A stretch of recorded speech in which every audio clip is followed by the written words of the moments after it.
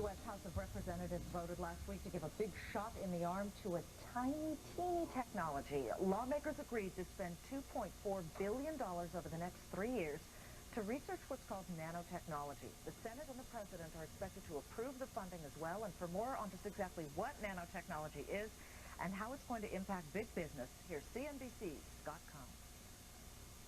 Phase 1. Remember the 1960s movie Fantastic Voyage? Where they shrunk a submarine and its crew to microscopic size so they could perform surgery on a man from inside his bloodstream? Dr. Michaels, the channel is getting awfully narrow. Yes, we're entering a capillary. This is sort of like that, but without Raquel Welch. Dr. Duval. What could those be? It's nanotechnology, the science of molecular manufacturing. Molecule-sized drug delivery systems that could revolutionize medicine. Tiny computer chips made up of a few strands of carbon atoms. And nano-engineered materials with properties never dreamed of before. Many people are predicting, I think including ourselves, that this will be the next industrial revolution. At NanoOpto in New Jersey, one of the few nanotechnology companies that's advanced beyond the research stage, they're making products that will find their way into everything from fiber optic communication networks to your CD player. To the naked eye, this looks like a piece of glass, but they've actually changed the structure, practically on a molecular level, to change the way it reflects light.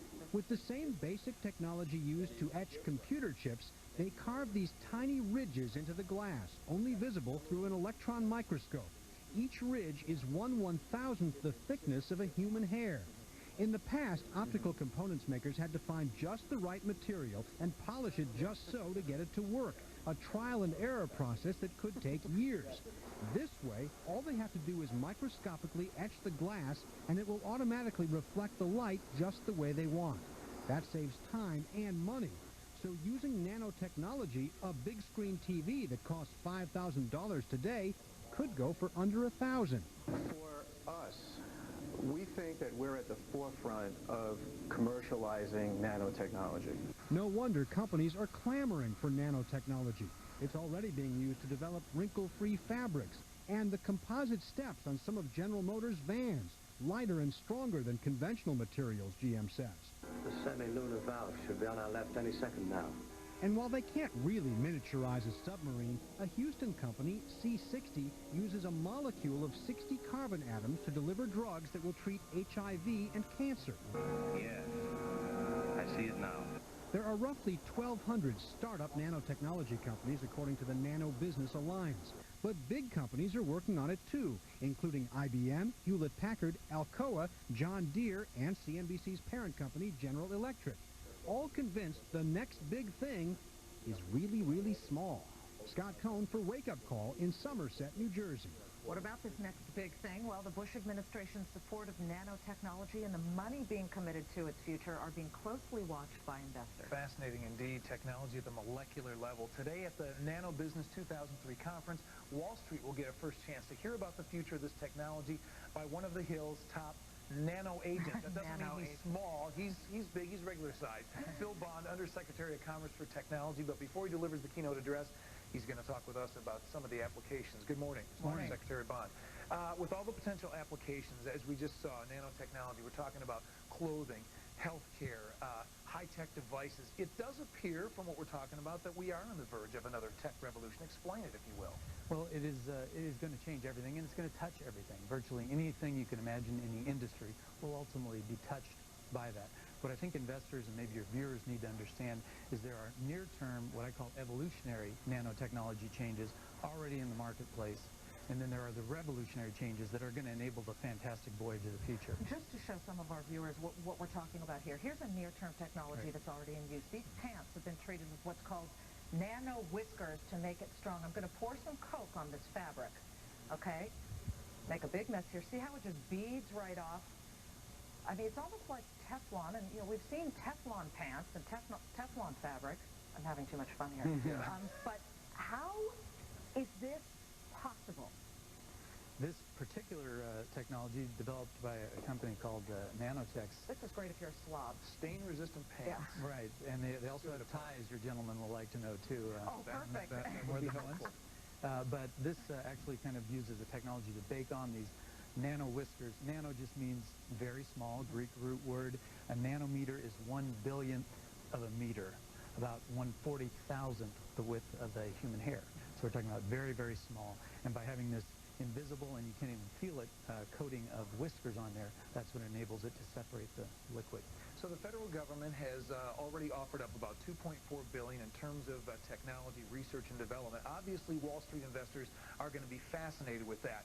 Are we at the point where it's full speed ahead and investors are going to be clamoring to get in on this, or is that something you guys want to hold off for a while? Well, I think from a government perspective, certainly from the Bush administration perspective, this is the future. We're committed to it. The president found the money in a wartime budget to increase the nano budget by 10% to $850 million in this current budget proposal. So we're fully committed to it. We do believe it's going to touch everything. We are on the cusp of what could very well be a huge future technology. How do you harness that? How do you use it for the proper applications?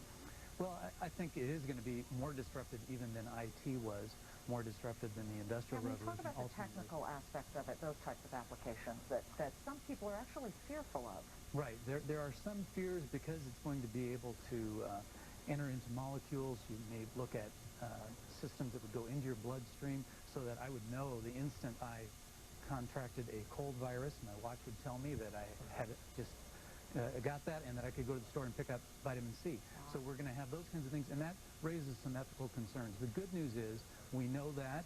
We have identified that, set aside some money in the initiative to address those concerns. Every time we've had a technological breakthrough, there have been concerns, whether it's the Industrial Revolution, cars, whatever, and we need to address those so that we can reap the harvest of the good, and investors can get those benefits, and we can address the other concerns. Undersecretary Bond, obviously this would be a huge breakthrough in the healthcare industry, but let's just look at the practical terms in terms of a timeline. When do we see the commercialization of this, and when do we see this possibly help in healthcare? 3, 5 years, 10 years? We're going to be years away from the really incredible breakthroughs, the fantastic voyage that you showed on the preview. It's more about my daughter's life, I like to say, than about mine. But we are seeing the beginnings now, the evolving of it, and we're seeing some breakthroughs faster than you might think. We're going to see computers the size of a bacterium. We're going to be able to store the Library of Congress on something the size of a sugar cube.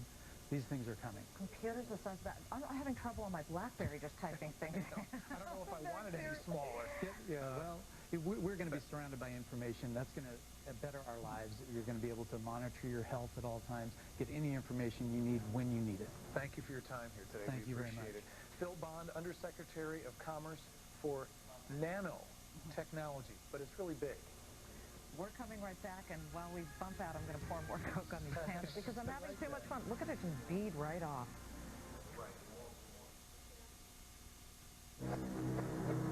In the desire to move ideas forward, printing in black and white has served us well. But color is more effective. The fly in the ointment. Cost. Imagine a multi-function printer that gives you low-cost color without raising the cost of your black and white. The new Officio 1232 from Ricoh. Ricoh.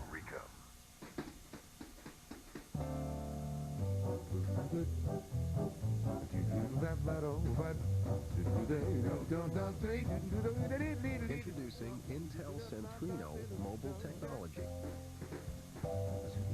The new wireless laptop technology designed to help you untangle, unburden, and unwire your life.